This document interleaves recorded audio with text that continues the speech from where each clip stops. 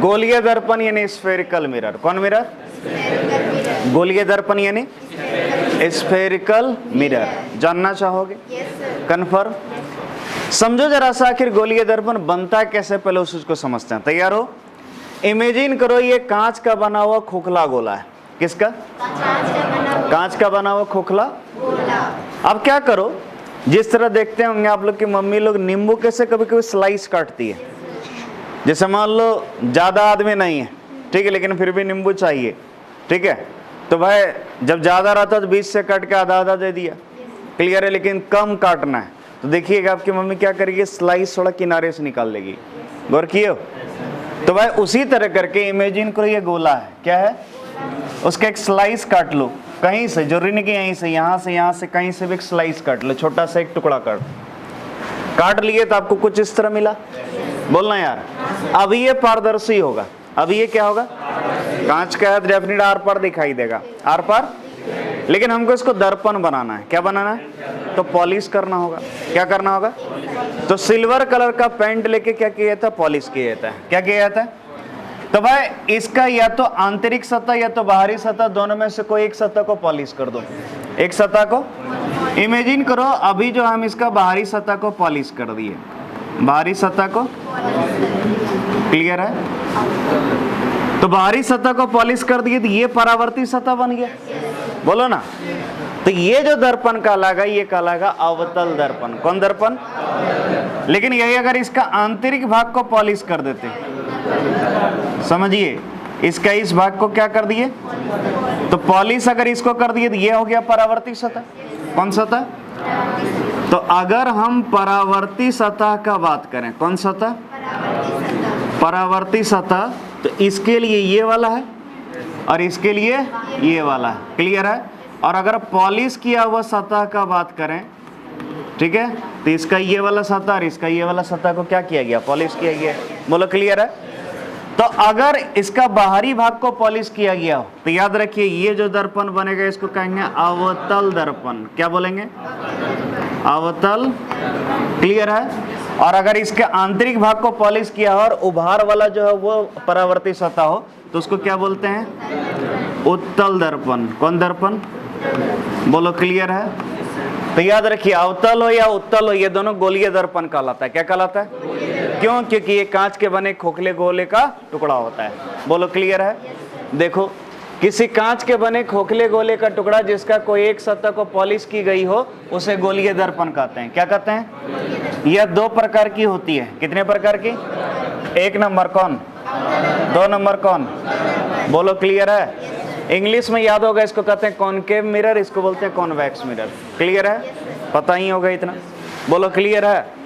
अगर इसको silver colour का छोड़ के दूसरे कलर से पेंट, मतलब ऐसा कलर करना जिसमें कि प्रकाश को वो मतलब सोखे नहीं, ठीक है, वो क्या कर दे, परावर्तित कर दे।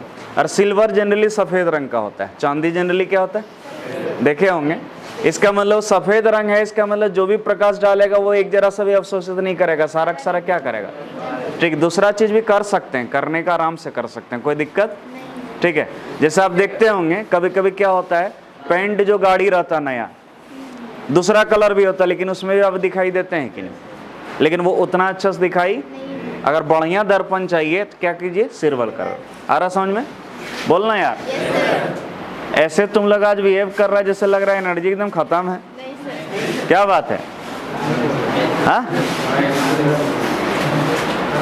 ठीक है, सब क्लियर? तो उम्मीद करते हैं ये क्लियर हुआ। गोलीय दर्पण समझ में आ गया, ठीक। चलिए अब हेडिंग क्या है, गोलीय दर्पण संबंधित महत्वपूर्ण पद। गोलीय दर्पण संबंधित यानी जैसे आप लोग सुने होंगे वक्रता त्रिज्या, फोकस दूरी, फोकस, वक्रता केंद्र, ठीक है, मुख्य अक्ष, ये सब सुने होंगे। तो ये सब चीज इसको कहते हैं टर्म्स, इंग्लिश में क्या कहते हैं और हिंदी में कहते हैं पद। क्या?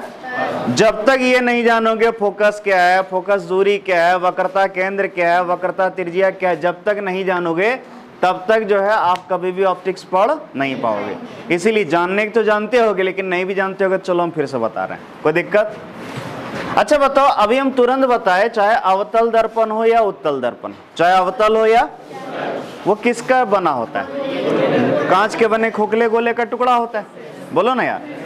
तो इमेजिन करो ये एक अवतल दर्पण है। कौन दर्पण? अवतल दर्पण है। अब सोचो जरा सा, अगर ये अवतल दर्पण है, डेफिनेट ये किसी न किसी कांच के बने खोखले गोले का टुकड़ा होगा।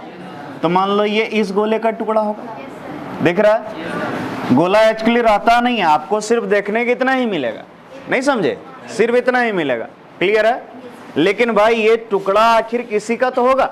ठीक, तो बोलो जी, अगर ये अवतल दर्पण है तो बोल सकते हैं ये इस खोखले गोले का टुकड़ा होगा। बोलना यार, कंफर्म? ठीक। अच्छा बताओ, ये जो खोखला गोला है इसका कोई न कोई केंद्र होगा। इमेजिन करो ये क्या है? केंद्र है इसका। क्या है? केंद्र। तो याद रखिए, इस गोले का जो केंद्र है वही इस दर्पण के लिए कहलाएगा वक्रता केंद्र। क्या कहलाएगा? जिसको सूचित करेंगे सी से। किससे? अब दिमाग में सेट कर लो, दर्पण तो आपका यहां से यहीं तक है। बोलना यार। तो यहां से यहां तक ये जो दूरी है इसको क्या बोलते हैं जानते हो? द्वारक। क्या बोलते हैं? क्योंकि प्रकाश तो यहीं से ना जाएगा, अंदर जो जाएगा यहीं से, इधर से जाएगा तो द्वार निकल जाएगा। कोई मतलब थोड़ा है। तो द्वार तो यहां से यहां तक ही। बोलना यार। तो ये क्या है? द्वारक। क्या है? तो द्वारक जो है यहां से यहां तक, उसके ठीक बीच आ जाओ। क्या आ जाओ? और वहां से खींच दो सीधा। ठीक है? तो यहां जहां कटेगा तो हम बोल सकते हैं इसका एकदम बिल्कुल बीचों बीच कट रहा है। तो ये इसका कहलाता है ध्रुव। क्या कहलाता है? जिसको इंग्लिश में कहते हैं पोल। क्या बोलते हैं? याद रहेगा? ये वक्रता केंद्र, ये ध्रुव। क्लियर है? और वक्रता केंद्र और ध्रुव के ठीक बीचों बीच जो होगा बिंदु, उसको बोलेंगे फोकस। क्या बोलेंगे? पता है? क्लियर है कि नहीं? तो उसी हिसाब से बताओ, इसका ध्रुव क्या यहाँ होगा? बोलो ना। इसका शायद वक्रता केंद्र यहाँ होगा, इसका शायद फोकस यहाँ होगा। बोलो क्लियर है? हा?